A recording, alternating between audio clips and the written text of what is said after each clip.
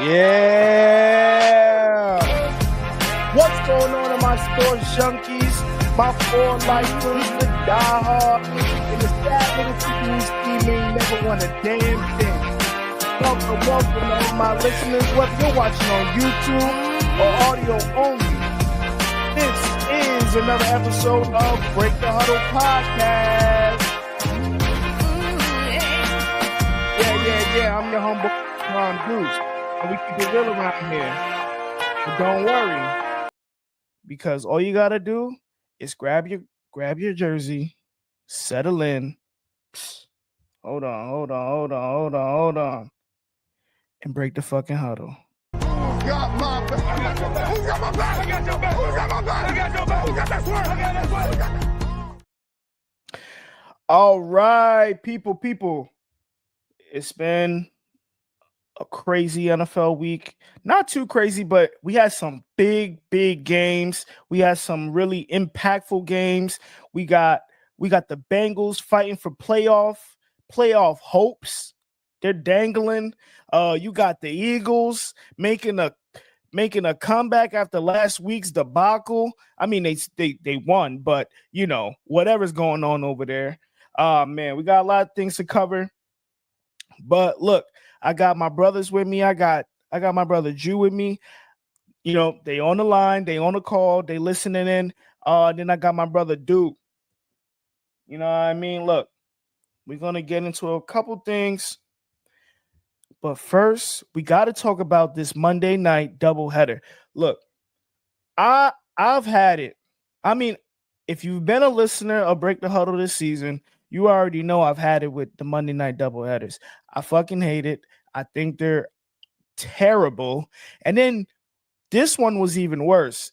One started at 8 o'clock. The next one started at 8:30.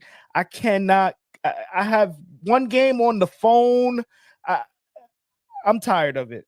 Like, I'm absolutely tired of it. I hate it. And I know they just want to make money.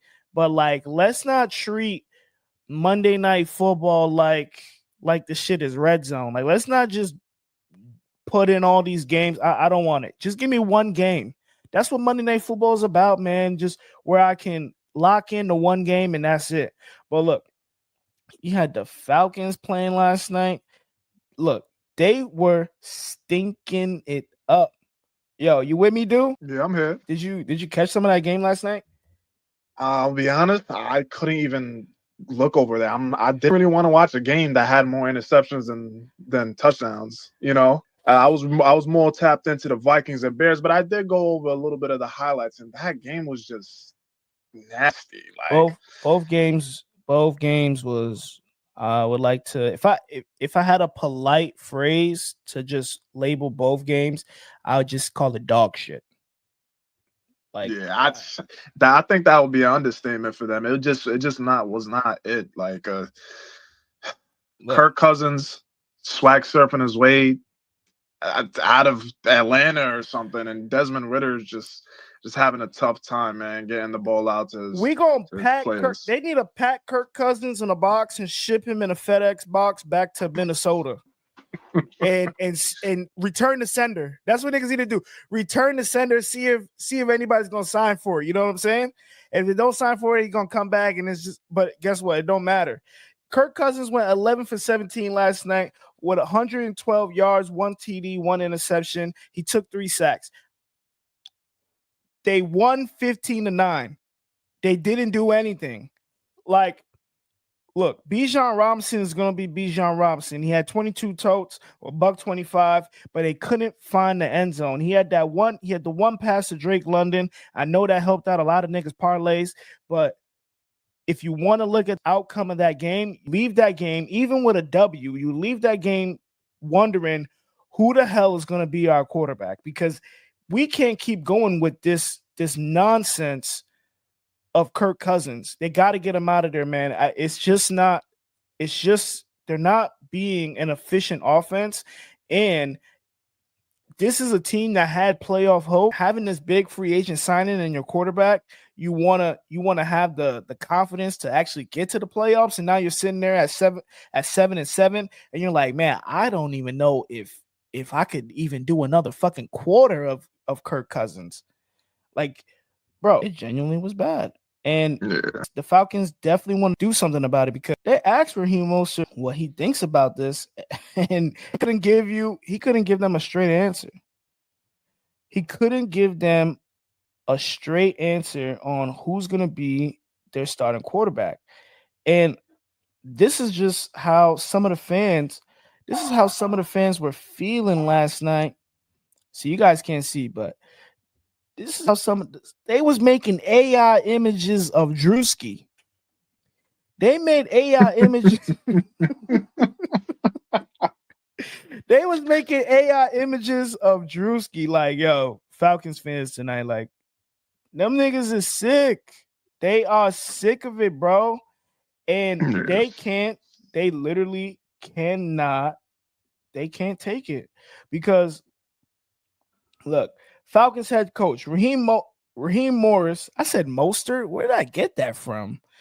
Raheem Morris declined to name a starting quarterback, Kirk Cousins or Michael Penix Jr. for Week 16 against the New York Giants. Why everybody want to try shit out against my Giants? I don't. All right, that's another conversation. Yeah. Morris noted they returned late last night from Vegas and are still in the evaluation process. Look, I'm telling you, they're done. They're done. And then, but don't worry, people, because as we are recording this, they just broke the news right now. Right now. And here we go. Breaking. Falcons named Michael Penix Jr. as the starting quarterback. I think a lot of people these last maybe 4 or 5 weeks, a lot of people have already had this thought process coming, man. Fans didn't give a fuck how much money Kirk Cousins was making. They wanted to see that brother on the bench. They want this coaching staff to give Michael Penix Jr. a real shot at the starting job. And I like Michael Penix Jr. I loved him at Washington. He was in the Heisman race. I think he has all the tangibles to be a good NFL quarterback. And I thought the Falcons got him at a steal at what they drafted him at, because I know all Falcons fans wanted them to take a defensive lineman, a DN, whatever. The Falcons front office had the foresight. They understood that, man. I don't know, man. Kirk Cousins, he might crumble off of this Achilles injury. And look at where we are, sitting at 7-7, and they scratching their heads. And now they got Michael Penix Jr. as the starting quarterback, man. What do you think, dude? You think niggas gonna do something? I definitely think it's a good move. I don't know if they're going to do anything yet. Buccaneers are looking very headstrong in the NFC South. I don't know if they get past them. But I mean, just look around the league. Bryce Young is flourishing. We got Bo Nix, Jaden Daniels. Yeah. We got all these young guys stepping up. Even not really a young guy, but Cooper Rush stepped in, doing better than some of these, doing better than Kirk. Like, and you got this young guy who, once again, like you said, was a Heisman candidate. He was slinging that rock in the preseason, but he did enough. To me, he did enough shadowing. And you see where the season is going. If they have any hope to make the wild card at most, they need a change, and I think it's the right move. Because even if they don't, we got Michael Penix Jr.'s feet a little bit wet. He's going to be the quarterback moving forward, and he has the weapons. Mooney is there, Bijan is there, Pitts is there, efficient. Even Ray McLeod. Like, the weapons are there. The ball needs to get there, and Kirk is just not doing a good job of doing that. And Penix has that attack on the legs as well. He has wheels. So I think it's a good move. Facts. Listen, they got 3 games. They got 3 games left against New York, Washington, and Carolina. Those are winnable games. Those are winnable games. I think that is a good time to just give Michael Penix a shot. Like, look, fuck it, man. Let's just throw caution to the wind. Let's see what you got. Let's see if you can bring us to the playoffs. Like, let's just see. Let's win out. Let's try to win out, and let's do our thing. I think they've had enough. So what's the plus? Because what you do know is you would probably lose the game with Kirk Cousins against Washington, and that's the game you need. Why not just give Michael Penix a shot? Shit, you might lose the game with Kirk Cousins next week against the Giants. So it's like, let's just give the young guy a shot, and let's see if we could ride these performances into the playoffs. So I think it's a good move, personally. I agree. On the other hand, though, you got the Bears and Caleb Williams. Now, that game, see, I would say the Falcons game was boring, but I'm definitely going to say that Bears game was ass. That Bears game was ass. The Vikings walked all over them. The Bears couldn't do shit with the Minnesota Vikings. Caleb Williams, 18 for 31, a $191, and a touchdown. It's not like the worst stats you've seen, but then you got to take into account. But like when you look at that tape, man, when you just look at that tape, it really doesn't look good. He's out there scrambling, running around. He's still into that backyard football bullshit. And a lot of people are just trying to get him to understand that shit does not work in the NFL.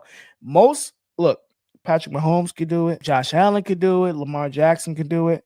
And I know everybody has hyped you up into believing that you're Patrick Mahomes. But my good brother, my brother in Christ, Caleb Williams, you are not them. You are not them. And the sooner you realize that, the sooner you could be good. I promise you, the sooner you could be good, because it's not looking good, man. It really isn't.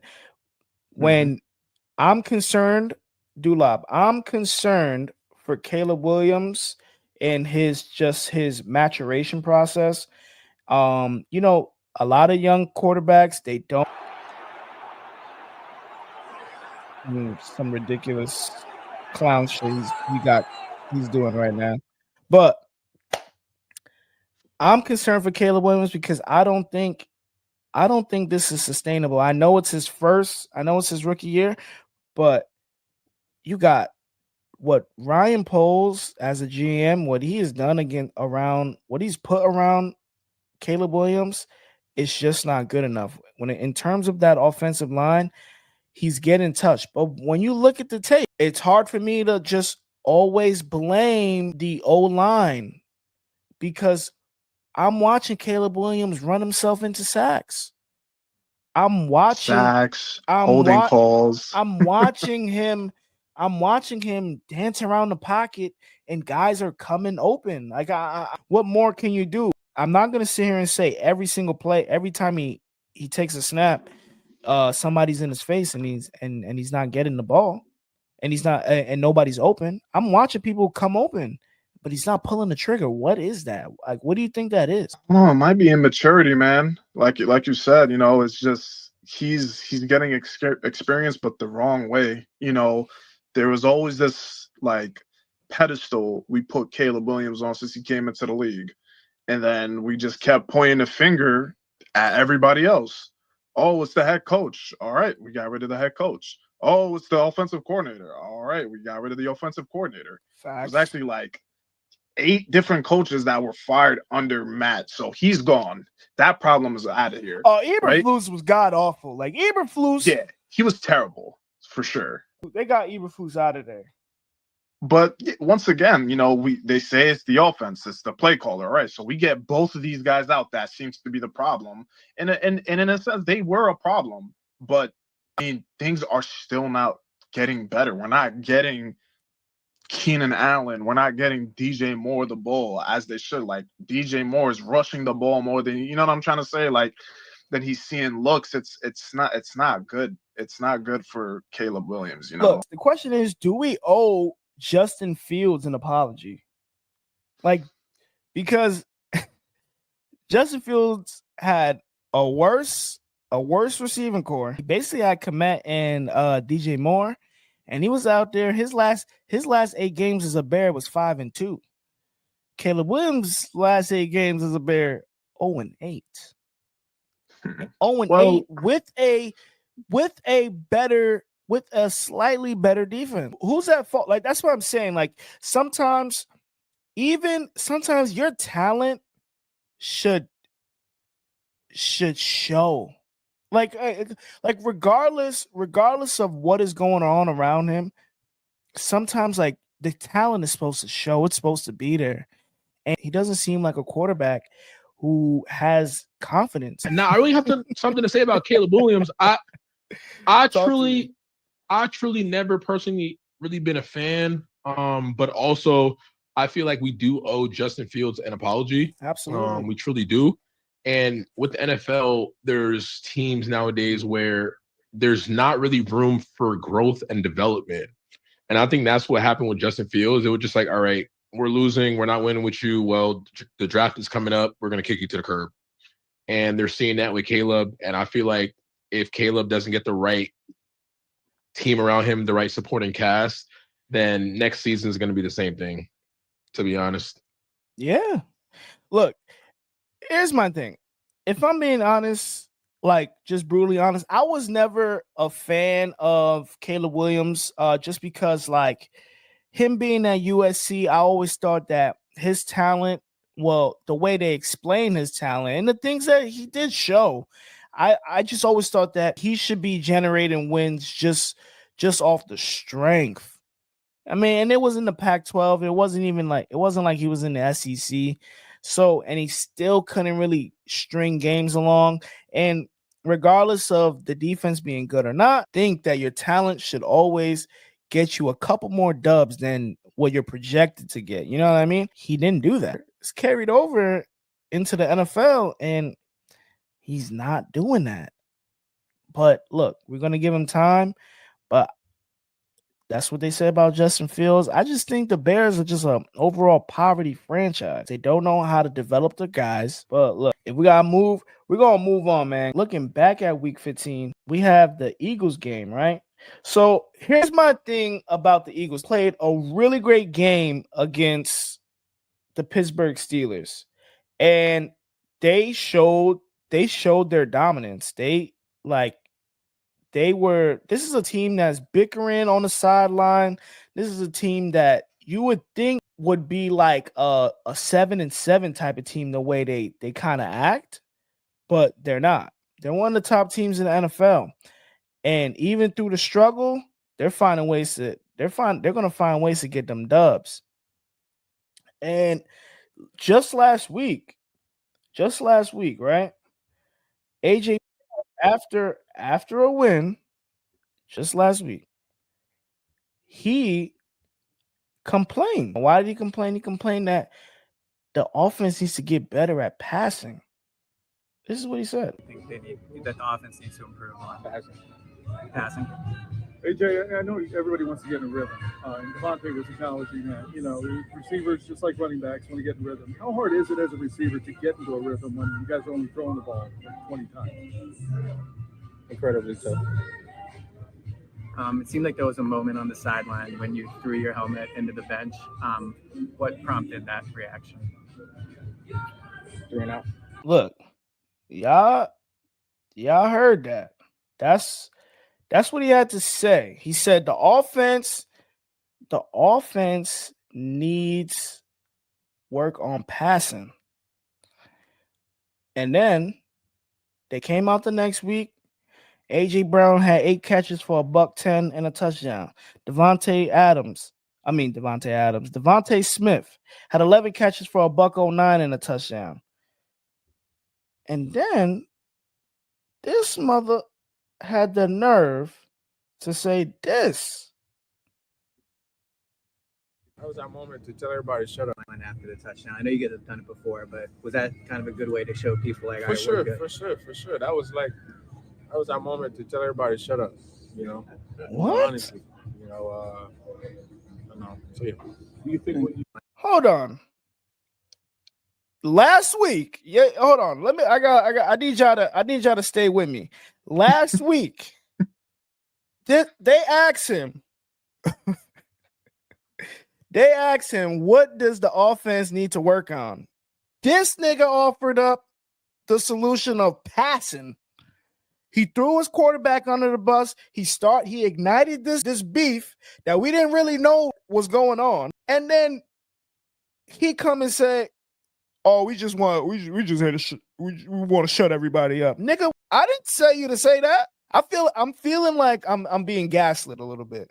What you saying? What you saying, dude? Yeah, I don't really like that reaction, especially from like a vet like him. You know, you never want to do that. You never want to start pointing the finger, especially for a team like the Eagles. You guys are 12-2. You guys clinched. You know, you guys may have little problems that you could fix along the way, but they're not major issues in the game, right? Like that. It's. I don't really like to see that from him. Like I understand your frustrations, but it's not a good look, you know, especially down the stretch. You know, this is the time when chemistry, above all things, could be the determining factor, you know, to push you over that hump of the next couple games, you know, and going into the playoffs. I legit could not understand. I'm like, wait, didn't this nigga say he was gonna like, bro? Don't put me in your business and then gaslight me, telling me I'm in your business. All you gotta do is answer the question like a professional, and then move on. Because you talk to your peoples, they're gonna get you the ball. But even after that, he's not the only one, because Jalen Hurts had the nerve. Is that what y'all wanted to see? So that's what y'all wanted to see, huh?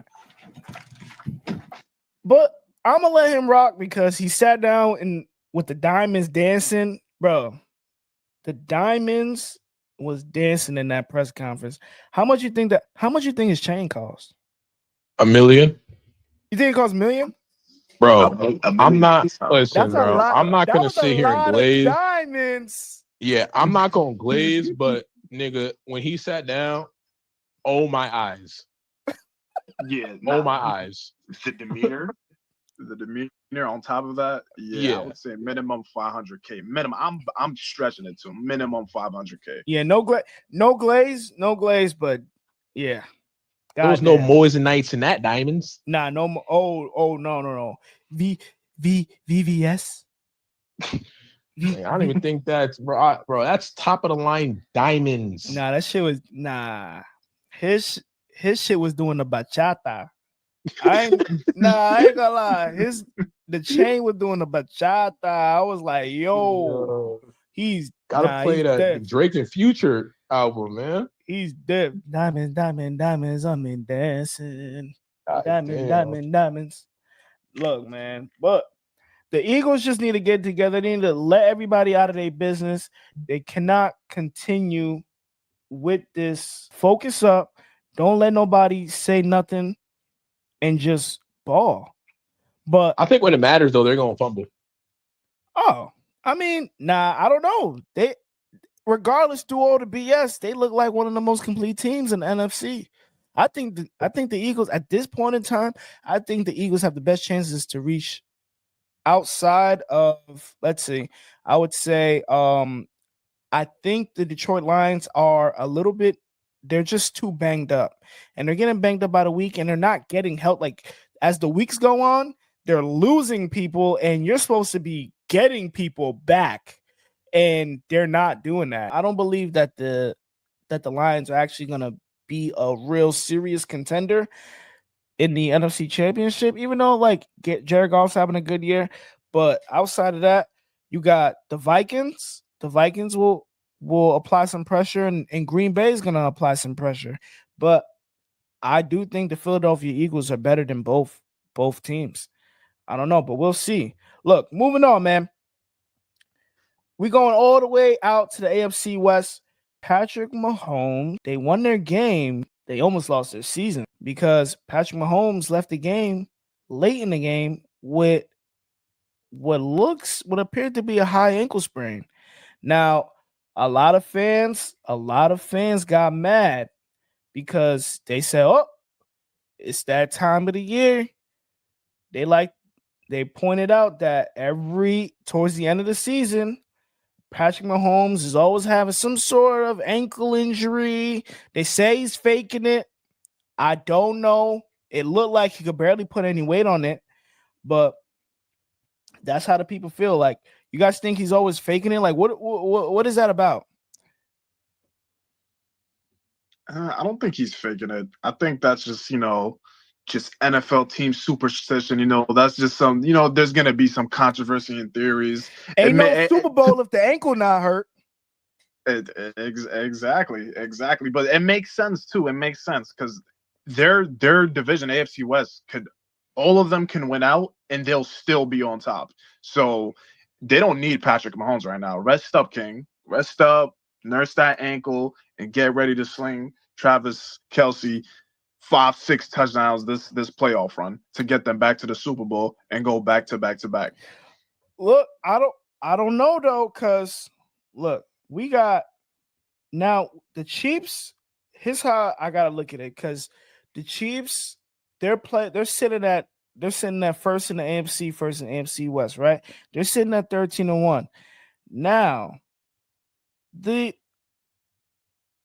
Bengals, the Bills are on their heels. It's not a cakewalk, you know what I mean? And if you don't have Patrick Mahomes available for these next few games, who's to say the Bills don't jump you? They're 11-3 right now. Who's to say the Bills don't jump you and get that bye? And the last thing you want to do, the last thing Patrick Mahomes wants to do, is having the AFC run through cold ass Buffalo. Not saying they don't get cold in Kansas City, but it damn sure cold in Buffalo. And you don't want that. I don't think anybody want them problems. So, but over there. Today it was reported that Patrick Mahomes was a full participant in practice, and I'm gonna hope that leads to him playing this Sunday, and maybe the ankle injury wasn't as bad as it appeared to be. But I'm telling you, people. I mean, even I believe in the ankle injury gimmick, because it looked super bad, and then to hear him as a full participant in practice, he could just be pulling the chain. It's possible. He could just be pulling that chain, man. Yeah. What do you think? Like, do you think Carson Wentz can take over and hold it down for the last 3 weeks? Their last three opponents. Absolutely not. Absolutely not. Their last three opponents is the Texans, the Steelers, and the Broncos. Those, except the Broncos, the Steelers and the Texans are going to give them trouble. Let me tell you something. I'm not really a fan of the Chiefs. They've been getting by all season, and it's time for them to get exposed. So that Mr. Mahomes fella better put on his big boy pants and play, because if he doesn't play, they will get exposed and they will lose. Listen, NFL teams who haven't scored more than 30 points this season: the Patriots at 3-10, the Jets at 3-10, the Raiders at 2-11, the Giants at 2-11, and the Chiefs at 12-1 or 13-1. That is the wildest stat.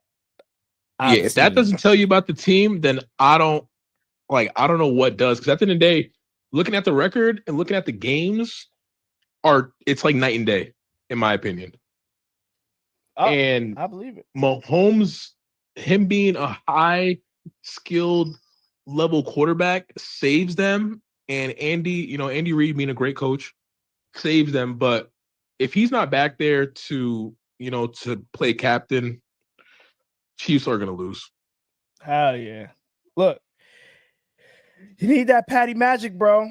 Always need that Patty Magic. Can't go nowhere without that Patty Magic, because the moment you don't got that shit, they're gonna be down in the fucking dumps. And if they don't look, they don't even want to test that fucking theory out with Carson Wentz. They was clutching their pearls when Carson Wentz went in just for the last couple minutes of that quarter, because they couldn't believe it. Oh man, if we got to go through this with Carson Wentz, god damn, we better get MVP Eagle Carson Wentz. Like we better get. I was gonna say, man, and taking out Tom Brady, bruh. It's been a long time, but I don't know, man. Chiefs fans was clutching their pearls, bro. I'm telling you. Nah, definitely, because nothing beats Patty Magic, man. But Carson Wentz, listen, I think he just needs to knock off the dust, but I think he could do just enough to give at least one game, hopefully, for Patty to just rest up a little bit, nurse that ankle, because you don't want to come back and re-aggravate a high ankle sprain and make it a 2 to 3 week ordeal, especially when you got weapons like Hollywood Brown coming back. You want everybody nice, healthy, and just ready to attack. Because once Patty gets him back, we're gonna see the magic in full force. Absolutely, bro. Look, I just hope Patty stays healthy. I hope, because at this point, what is the NFL playoffs without Patrick Mahomes? And what is the AFC Championship without Patrick Mahomes? It's almost like a rite of passage. Like you at this point, they're the new Patriots. They're the new Patriots. Like, it's a staple. They're always gonna make deep playoff runs. You don't want to see them go home early. I actually would like to see. I would actually like to see them carry on with this fuckery. I would like to see this average ass offense figure out a way, because if they could figure out a way to the AFC Championship, I gotta continue to put all my money on them, because at that point the voodoo was working overtime. the voodoo was working OT. I'm dead ass. Look, listen, man, it's the 12th man in stripes. They got their then I don't know, man. Zebra might be on their team too. Look, Zebra might be with them. All right, moving on.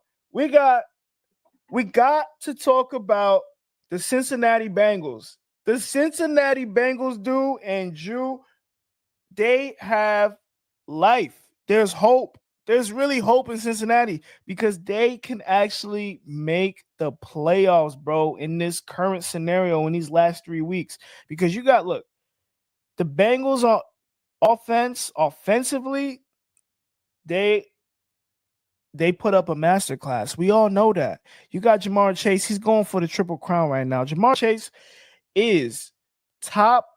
He's the leader in the NFL in receiving, 1,413 yards. And then he leads in TDs. Jamar Chase has 15 receiving touchdowns this season. And then he also leads in receptions. Top five in receptions. At number 1, Jamar Chase with 102 catches, bro. He's going for the Triple Crown. I don't think anybody's gonna beat him. He got Amon-Ra. Amon-Ra is kind of on his heels at 95. CD at 94. Brock Bowers at 90. Yo, Brock Bowers got 90 catches, man. But yeah, Amon-Ra's kind of on his heels, but I don't really see this changing. Terry McLaurin has 11 touchdowns to his 15, but he's gonna continue to score. So, what's it to him? And then Justin Jefferson is right behind him with 1,243. But I don't see that. I think he's going for it all, and I think he's gonna get it. Now, let me tell you about this playoff scenario for the Cincinnati Bengals. The Cincinnati Bengals need to finish 3-0, right? If they finish 3-0, and if they get a Colts loss they got to finish 3-0.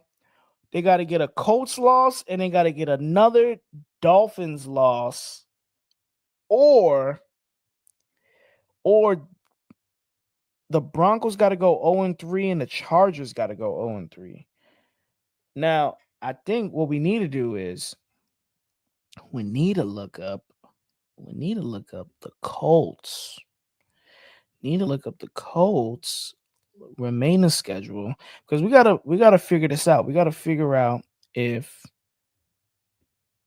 there's a chance if the Bengals, I think I would like to see the Bengals. The Bengals kind of give me that like. So the problem is I don't want to compare them to like the Giants or anything like those wild cards because those wild card Giants had a really good defense toward the end of the season that sprung them into the playoffs, and then Eli Manning took care of the rest. Yeah. But like this, their defense is like absolutely dog shit. So I don't even really. If you want to get into a shootout, that's the thing. You're gonna have to get into a shootout with the Bengals, and I don't know if any team in the playoffs would actually like to get in a shootout with the Cincinnati Bengals, and I think that's what makes them. That's what makes them so dangerous and scary. Look, the Colts' remaining schedule is versus Titans in this next week, and at Giants, and then versus the Jags. Yeah. Oh man. That's a lot of I hear at least one win. I see a lot So of I think these are all 50-50. You got Anthony Richardson still at your fucking quarterback. This is all 50-50. Because God knows. I don't even know if he can make a 5-yard out route. yeah, he has a problem with the short routes, man, and check downs. He has a problem with insufferable. everything. He has a problem with everything. The only thing he can do is he has like quality. He has quality footwork. He has good mechanics, and then maybe and then he can hit the D ball sometimes. Like he's throwing the ball, he throws the ball at his receivers at 100 miles per hour. He throws heat-seeking missiles. But the problem is he throws heat-seeking missiles for a 25-yard route, and he throws a heat-seeking missile for a 5-yard. Yeah, on a drag. He's throwing heat-seeking missiles on a drag route. Yeah, he's bugging, bro. Like that's a lot. He's gonna have a lot to work on in the off season. But I see what you're saying. It could be 50-50, man. But I think with if he could get the bare minimum, because Tennessee's not trying to tank. Tennessee's always trying to play Tennessee's always trying to play hard. And I know I sent y'all that incentives. Tony Pollard is trying to reach his incentives. I don't think the Tennessee Titans are truly trying to like be the most ass team in the NFL. They're actually trying to win games, even though they're out there with Will Levis. They're actually trying to win games. Funny enough to So say, right? I can see the Colts losing one of these. Now, for the Dolphins, I don't know because it's tricky over there because sometimes Tua's brain is working and sometimes shit looking a little skimpy over there. I don't know because you gotta look at these next couple games. These are all games I think the Dolphins could lose versus the 49ers, at Browns, and then at Jets. The Jets are also not trying to be the most ass team in the NFL. That I can see them losing that game, especially with Aaron Rodgers kind of heating up in the past game these past couple of weeks, whether it's win or lose. Aaron Rodgers has been heating up. Yeah, I agree, but I don't know that tantrum Wilson threw. I don't know. You think the Devontae Adams Rodgers connection going to carry over? Oh, I don't know, man. Aaron Rodgers and his boyfriend are like that's just going to carry over to the fucking dumpster. I don't know why people talk about it. That shit it's over there. It's over. Yeah, so it's definitely over there. But I do think they can. I do think they can beat the Miami Dolphins, though. Like I actually see a scenario. I actually see the scenario working out. It's just that the Bengals remaining schedule, that is actually tough. Let me see. The Bengals remaining schedule is the Browns.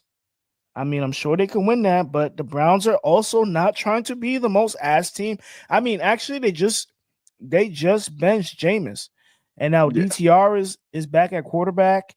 Now I can see a lot more regression for Jerry Jeudy. That means that they're not going to be trying to get the ball to Jerry Jeudy a lot. I can see that being an L for the Browns. And then they got the Broncos. The Broncos are also trying to reach the playoffs. That is going to be the game. That's going to be a really tough game. This is hard. This is really, truly hard because you got the Broncos and then you got the Steelers. Damn. Yeah, the Broncos and Steelers, if they're able to shut down Chase Brown and keep everything inside the box, damn, they could focus, pass retain, and they could focus on Jamar Chase and T. Higgins. And I mean, sure, they'll give some space to Ayusabas. They'll give him everything he needs. Yoshavas. Bro, he will punish a team. Yoshavas. I fuck with Yoshavas. He's cool, but he's not he and Jamar are the guys you want to look at. If you got Chase bottled up, Chase Brown, if you got him bottled up, those are the two guys. If you take them away, I don't know what Joe Burrow could do. Word. What you thinking? You think they could? You think they can make the playoffs, Drew? I think they can make the playoffs. I think you can have Chase locked up and stuff like that, but as long as the Bengals O-line is taking care of business, as long as they do that, Joe Burrow is going to play his part. He's going to find those guys that are open, and I think they will make the playoffs. And they are a team that has the fire lit up under their ass, bro. I'll be honest with you. That last game against the Steelers, I don't know. I really don't know. Mark my words right now, and this video is going to age well. They're going to spank out the Steelers. No, not spank out. Stop it. Stop it. No, they're going to spank the Steelers. Nah, no spank out. That's crazy. Who, Mr. Unlimited? Nah, yeah, that's crazy. No spank out. Unlimited. George Pickett's going to be back by then. Nah, no spank outs. All right, fellas. It's gonna be tough. It's really gonna be tough, man. But look, we gotta move on because the next I need to really know. This one is gonna be interesting because you got Josh Allen, who just came off a really, really impressive MVP performance. I'd actually say that Josh Allen's last 4 primetime games have been quality MVP performances. Well, and then one of them being coming in a loss to the Rams. I've never actually even seen that where a guy increased his MVP odds in a loss. That's how impressive it was. And I'm not trying to glaze or anything like that, but do you guys think that Lamar Jackson has a chance to climb back into this race with these last 3 weeks? Or with Josh Allen in the way he's playing, does he kind of have it solidified and wrapped up?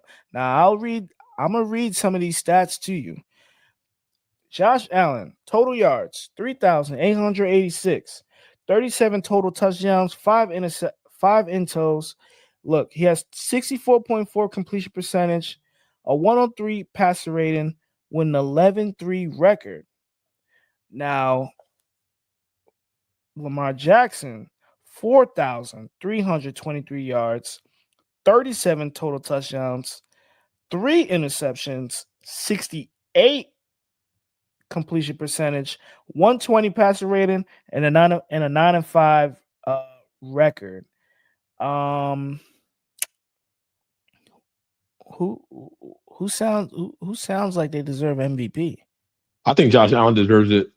Because the stats are the stats, but also, I'm very big on, how a player looks in the game, something that stats, you can't see in the stats. And I think Josh Allen has it all the way. What are you saying, dude? You think Josh Allen deserves MVP over Lamar Jackson? Yeah, so I'm a fan of Josh Allen. I love the way he plays. I'm just a fan of chaos ball. He gets it done. But statistically, he's only beating out Lamar in team record and rush touchdowns. And the rush touchdowns does not bother me when you have arguably one of the best running backs we've ever seen. So when you have somebody like Derrick Henry in the backfield and you're still putting up these kind of numbers and your team is seeing success, and head to head, Lamar beat the Bills in an amazing fashion. I'm giving that to Lamar, man. Look, you know what? I think personally, I think Lamar Jackson can jump back in this race with a stellar performance against the Steelers this weekend. Because we all know that Mike Tomlin is always spanking him out like a little treesh. And I think if Lamar Jackson can turn up on the Steelers, I really do think that he can shift some of that attention back to him, and people can start appreciating these numbers for what they are. Now, I'm at a point where I believe that Josh Allen's MVP race, this particular MVP race, as much as you can say he deserves it, I do think that Lamar Jackson is putting up a better case than him. I think he's putting up a better resume. I know he hasn't beaten record, but at this point of Josh Allen's career, I'm gonna put this in. I love to compare in NBA terms. I love it. This is the equivalent of the here nigga damn MVP that they gave Embiid. Like, here nigga, take this. I know you feel like you've been robbed the past couple. Like, just here nigga, you doing good. It's like it's a whatever MVP, man. It's not authentic. It don't feel authentic. Like the most of the people won't feel it's like it was unanimous. It's because he's not dominating the stats. He's not really dominating the stats. And I think you talking about Josh Allen? Yes. So this is his fucking here nigga. Like, this is his fucking here nigga MVP. So will it make niggas feel better if he throws it back in niggas' faces and wins the Super Bowl? Oh yeah, that definitely solidify it. I think he'll be happy with the NFL Super Bowl MVP. I think he'll be happy with that. Yeah, for sure. But look, I don't know. If I had to pick an MVP, I like Lamar Jackson. Like, I think Lamar Jackson, he does what he needs to do. But those 5 losses, it is a little glaring. I didn't like that L that they took to the Eagles. But like I said, this weekend, if Lamar Jackson could put on a show against one of the better defenses of the NFL, I think that'll really open up a lot of people's eyes. Like, okay, wait, hold on. This shit is actually way closer than we actually think. And I think he can actually change the perception of the MVP voters and just the overall NFL fan base. Whoo! Oh man, we kind of getting close to the end. We getting close to the end. Look, I got a surprise. I didn't put this on the list, but I got a surprise topic. Now, I don't know if you guys have been listening lately, but recently Cam Newton, we're gonna have a little fun. Cam Newton has recently made some strange comments. All right. I'm gonna play this. I'm gonna play this clip for you niggas. For women, I always went to strip clubs for guys. What? Bro, what are you talking about, man? No homo. We went to a strip club. No diddy. I'm a competitor. I wasn't going to spend no money if I didn't see nobody else spending money. As soon as I seen somebody thinking that they got money, okay, you spending 5, I'm going to spend 6. If you going to spend 10, I'm going to spend 15. And then we're going to have a rain off. Yeah, I love it. So I say you do that in Onyx. So that's my whole thing. It's like, I don't go to strip clubs for chicks, even though I want decoration. I was a competitor, still am a competitor, to think like, nigga, you think you got it, but you don't got it. That 15 that you making, I'm gonna spend my 15 and I'm gonna make it back easy. You know what I'm saying? Like, it ain't that. Just to say this story, because I got this story on you. Talk to me. At Onyx. Hold. Did y'all hear that correctly? There was so many ways he could. Wait. Hold on. Hey, yo. I'm gonna say something real quick because this shit weird as fuck. I can't feel him because at the end of the day, nigga, you're going to a strip club and you're worried about the next man. The next man probably not even worried about you. So the fact that that's your mentality going in there when it's a strip club to see ass, women shaking ass, and that's not your main reason for going, you're weird. I'm sorry, Cam. That's very, very bro, strange. Hold on. He lost me all the way. That one part. I never went to a strip club for women. What? Hey, yo. I always went to strip clubs for guys. What? Hey, yo. It's safe to say, hey, yo, because Kim, what are you talking? I think honestly, he could have worded that like way differently than to say he goes to the strip club for money. Like, bro, you hit the head. You hit the head on the nail, right? Is that the right saying? Fuck it, but you hit it. You hit it right, Jew. Because why are you worried? Why are you concerned about other men? Like, I get it. Sometimes, I mean, I'm sure when niggas have money, you go into the club, you got you get in sections. The niggas next to you got 2 bottles, so now you probably want to up. You want to get 3 bottles, nigga. You know what I'm saying? You feeling yourself, but to be concerned about what men are throwing in a strip club with all these beautiful ladies. I know he probably in Atlanta. All the, you know what I'm saying? KODs, all type of what Magic City. I know you. Come on, bro. All that ass, and you worried about what the next man is throwing, and you trying to go band for band. I think that's. I don't want to say it, but I mean, listen, man, he it's a little did too much. He was trying to be motivational and say something like to be like, oh, I have this rock solid iron steel mindset of getting to the bag, and just said something just ridiculous. It's gay. Let's just yeah, you know what I'm saying? Like it's whoa. I hope to God nobody does that around me.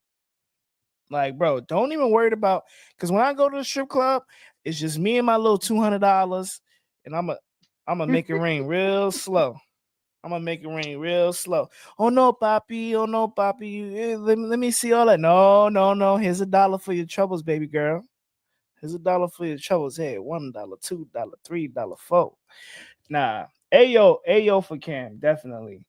But look, another non-NFL topic. Lately, look, guys, my boy Travis Hunter, number 12. He officially became the Heisman Trophy winner this past Saturday, and I'm a fan of Colorado. I'm a fan of Coach Prime. I'm a super fan of Shedeur Sanders, and it was nice to see what Shedeur and Travis Hunter was able to accomplish this past season. And but Travis Hunter, even after winning his Heisman, he's kind of been in the media and press for just kind of the wrong reasons, and it's not really anything to do with Travis Hunter, and more so with his fiance. And lately, there's been this trend going around, not trend, but people have been talking about she has a bad attitude. They've been circulating a lot of videos that displays her bad attitude around him, and he expressed that she was crying and drinking due to all the negative comments that she was receiving online. Now, to me, it's starting to get weird. I don't know. I don't know how you guys are viewing it, but it's starting to get a little weird. And when I say it's starting to get weird, it's men are doing deep dives into this young lady's they're doing deep dives into this young lady's life, and they're pulling up where she used to work, and they're saying she used to be a bartender at a club, and I'm just trying to figure out why is everybody going so hard? Now, is it truly because they care about Travis Hunter, or is it just like some like weird parasocial thing that they're carrying on with on social media? I don't know, man. It's like I don't know why somebody likes to see people fall. Like I don't think it's out of genuine concern. I'm pretty sure Travis has a lot of people that care about him, that love him, including Coach Prime, which I could guarantee is a great role model. And I know they probably had conversation about this. And it should be a private matter. Like people he won the Heisman. He's the buzz. He's probably going to be one of the top picks in the draft. Like it's cool to talk about Travis Hunter right now, whether it was the Heisman controversy between him and Ashton, or now it's just talking about him and his private love life. It's kind of sad to see society heading this way. And it's just I don't think they care about him. It's just good talking points, good engagement, just rage baiting. And this is not by all means defending her. Don't know what happens behind closed doors. I just watch the guy, and I just watch him do phenomenal things on the field. What he does outside of there doesn't concern me, I just hope the best for him. They pulled up one of her past TikTok videos, and she was explaining how he used to drop her off at parties. Take a listen. Take a listen. Hold on, Drew. It's weird. And I'm Hispanic, so I have tequila like in my veins. So I drink. I don't drink a lot, but I drink. And I used to party and stuff. And he would literally drive me, sit outside for hours while I'm inside like partying, and then take us home. Like he never tried to be like, oh, just because I drink, you can't drink, or you can't hang out with your friends, or you can't, be able to drink. He doesn't drink. I just want to know, like, yo, so, bro, go ahead, man, fuck, that pisses me off, bro. Why? All right, look. So, many of us know, we all know, especially if you've been in a relationship. If you're in a relationship, guy and girl, if someone tells you about your partner, you're not hearing shit, and that's just point blank period.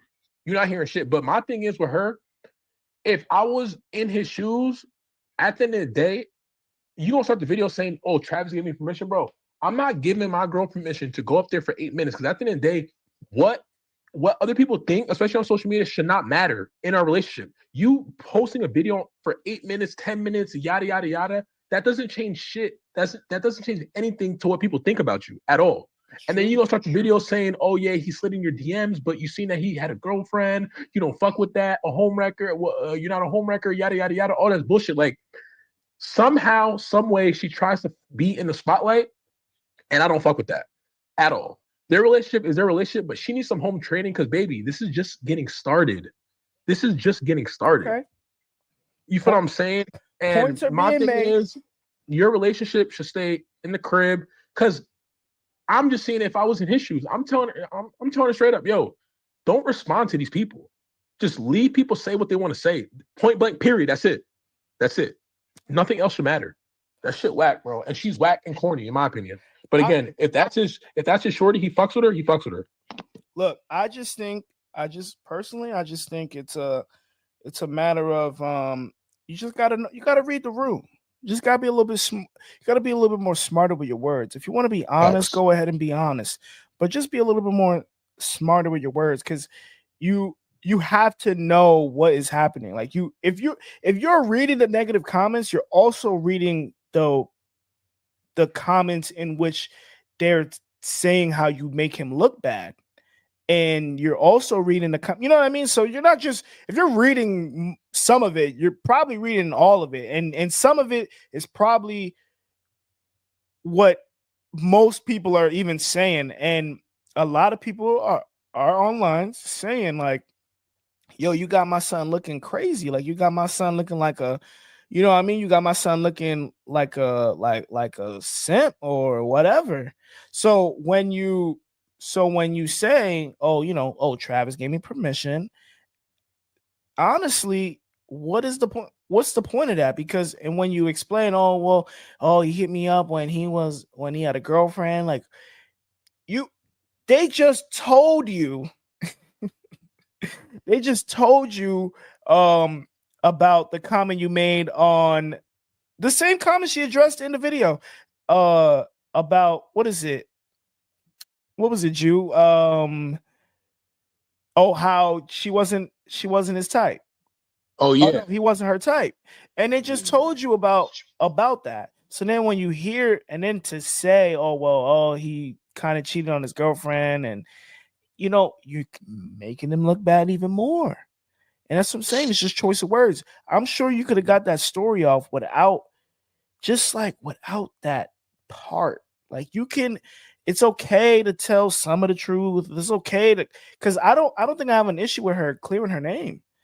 People are dragging her through the mud, man. At some point, you're gonna want to speak up for yourself. No matter what is going on, who I'm attached to, you're gonna want to fight. You're gonna want to fight back. Act like an idiot, shit happens, bro. Like when you act like an idiot, of course people are gonna dig up dirt regardless. But bro, I tried to give her the benefit of the doubt until I seen the shit when Travis is trying to take pictures with fans and shit, and she's on the couch. At the end of the day, you gotta keep it in public. She had a decent response. I'm not hearing that. Response to her only response should have been, "My love, I'm gonna take the pictures of the fans for you." Get your fucking ass up, bro. I'm not hearing none of that. No. I seen her face. She just looked distasteful. Exactly. Get up, bro. He's trying to work with the fans, and that's what I'm saying. Go take pictures. You feel me? She wanted him to know, like, what do you want me to do? Do you want me to go with your family? She says that half of his family was still in that Adidas store because it was like a giant Adidas store. He just signed to Adidas, and so half of them was shopping.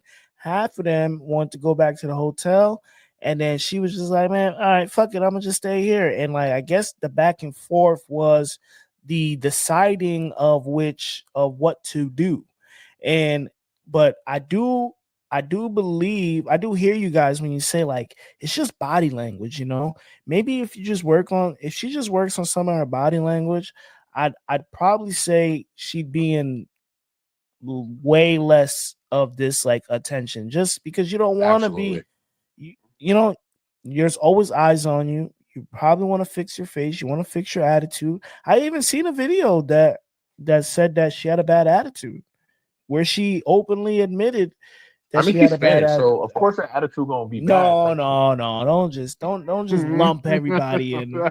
Don't just lump everybody in. Come on, man. I mean, I'm not lumping. Listen, bro. My shorty can tend to have a bad attitude sometimes. Hey, it's all right. You feel what I'm saying? But that's everybody though. Everybody can have a bad attitude and shit, but like, it's just like, damn, bro. We in public, eyes are on me. Like, come on. You hit it on the head, bro. PR training, home. That's what I'm saying. Yeah, that's but like, all it is. It's worse because 24/7 now. That's because Don, I'm pretty sure if you in public with your shorty, y'all not gonna argue like that or show it. Y'all gonna wait till y'all get in the crib. Oh yeah, I gotta wait. No home training. I gotta let my, you know what I'm saying? I gotta wait. That's what I'm saying, bro. So no I can home training at all. unload the clip.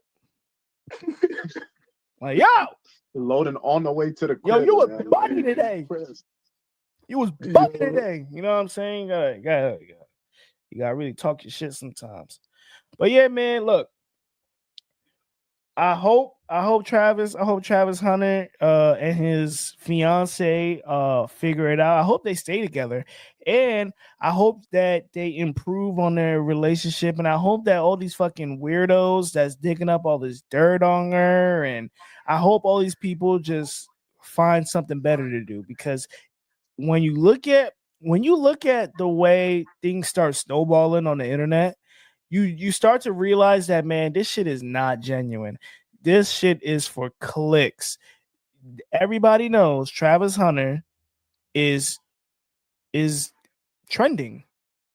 Travis Hunter's girlfriend, Travis Hunter's fiance, it's trending. It It's there for clicks. So they're gonna find the most nastiest thing they could say about this girl. They're gonna find all these weird little things to say about her, and they probably have only seen the 2 clips. Probably seen only 2 clips. So look, I hope people stop, but hey, man, it is what it is, man. And maybe they should just keep their relationship just a little bit more in that private light.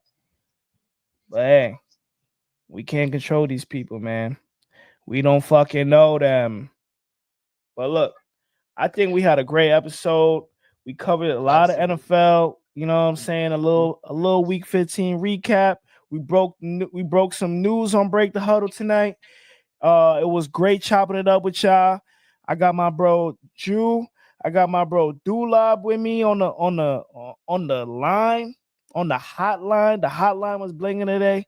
Look, we got more to come. I hope y'all stay with us. I'm on live every Wednesday and every Friday, bringing y'all vibes and bringing y'all some good NFL and some good basketball content. We're gonna talk a little more basketball in the next episode, but shit.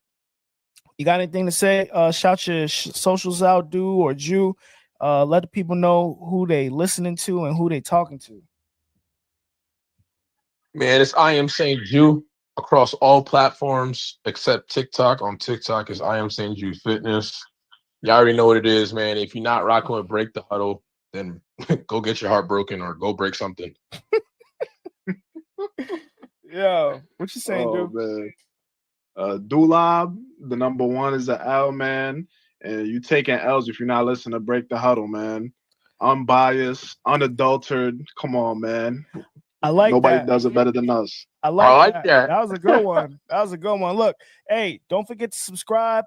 Don't forget to like, comment, share. Look, we live on X and we live on YouTube. Until next time, man. Peace. Who's got my back? Who's got my back? I got your back. Who's got my back? I got your back. Who got that swerve? I got that swerve. Pissing me off, bro. I've been looking at it too. Who's got my back? Who's got my back? I got your back. Who's got my back? I got your back. Who got that swerve? I got that swerve.